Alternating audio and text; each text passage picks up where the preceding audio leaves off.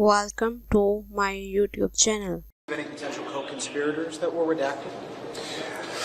Well, I saw the names of lots of people who were redacted for mysterious or baffling or inscrutable reasons. Are any of them well-known individuals? For example, Mr.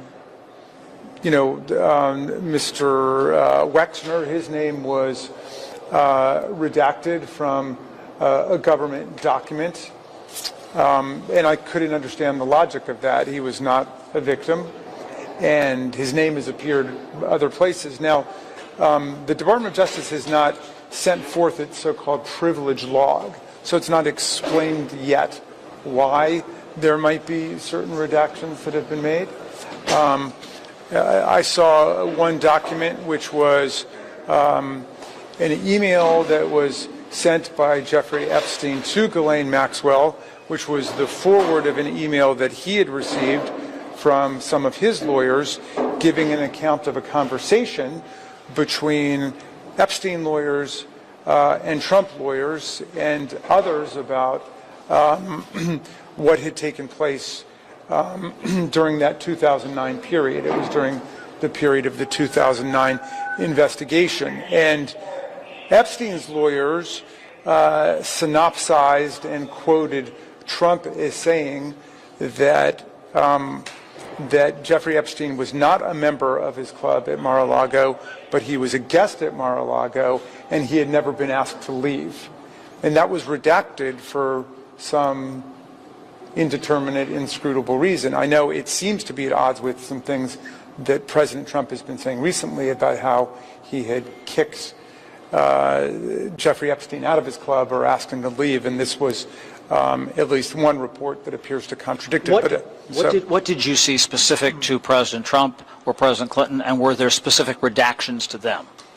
Well, I just gave an example of one redaction related to President Trump. I did not see any redactions related to President Clinton. What was the smoking gun in all this?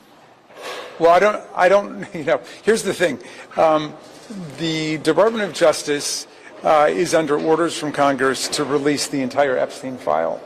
They released 3.5 million documents, and they've withheld 3 million documents. So about half of all the documents have not been released yet. Of the 3.5 million documents that have been released, I probably had the opportunity to review maybe 30 or 40 of them. Okay, so this is going to be an extremely time-consuming and painstaking process. The Attorney General and the Department of Justice have said that this process was something that was completed by them back in July. These materials could have been released long ago, but they're just being released now.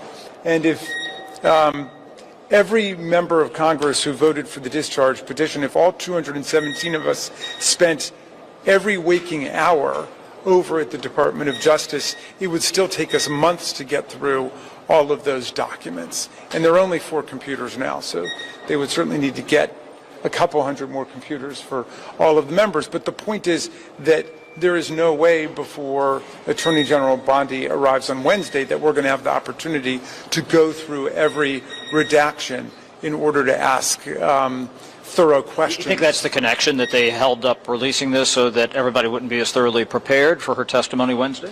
No, I think that the Department of Justice has been in a cover-up mode for many months and has been trying to sweep the entire thing under the rug. And the more deeply that I get into it, because obviously our colleagues on the Oversight Committee have taken the lead, but judiciary plays a very important role because we oversee the Department of Justice. But the more that I've gotten into it, the more I believe that the survivors here, the victims who are now active citizens for justice, really are leading the way. And we need to be having hearings with the survivors to hear from them about their experiences so they can explain what happened and so they can begin to set forth a theory of what took place. We need to be investigating the money. We need to be investigating the organizational hierarchy. There's no way you run a $1 billion international child sex trafficking ring with just 2 people committing crimes, Jeffrey Epstein and Ghislaine Maxwell. No way. It doesn't work like that. So we need to figure out what other conspiracies were involved, what other co-conspirators were involved. And I really do believe that listening to the survivors is going to be our pathway through this nightmare. What is the next step for Democrats to take? You say there are obviously millions of documents for computers. What is the next step? And in addition, what is the next step to get that other tranche of 3 million plus documents released? Well, a lot is riding on Attorney General Bondi's appearance before us on the Judiciary Committee on Wednesday. We believe that this administration must listen to the survivors.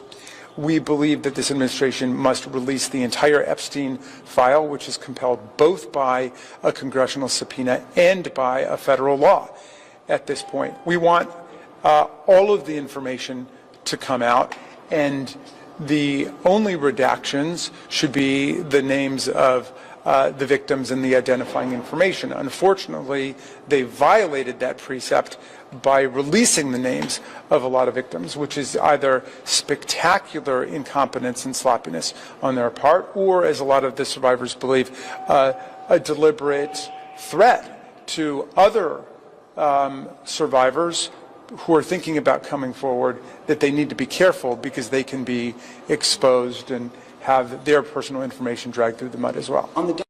Thanks for watching this video. Please like, share this video and subscribe this channel.